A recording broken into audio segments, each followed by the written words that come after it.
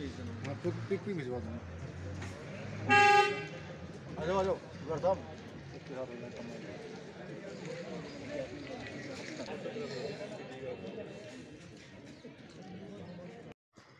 ये जो आज एक्सरसाइज की है, ये जॉइंट एक्सरसाइज थी। आपको मालूम ही है कि ये एरिया जो गूल का एरिया है, ये पहले काफ़ी मिलिटेंसी अफेक्टेड एरिया रहा है।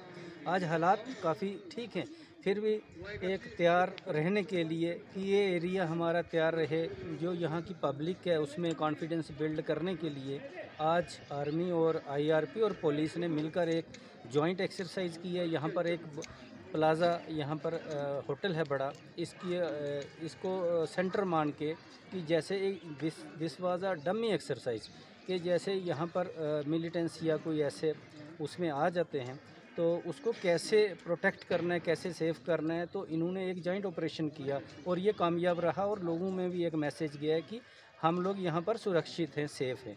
सर आवाम से यही हमारी अपील है कि डरने की कोई ज़रूरत नहीं है, ये एरिया बिल्कुल सुरक्षित है। इन केस अगर कोई आपको खबर मिलती है, कोई इतला ऐसे मिलती है तो ज़रूर आगे इसको हम तक पहुंचाइए, पुलिस एडमिनिस्ट्रेशन तक पहुंचाइए ताकि उस पर कार्रवाई हो सके।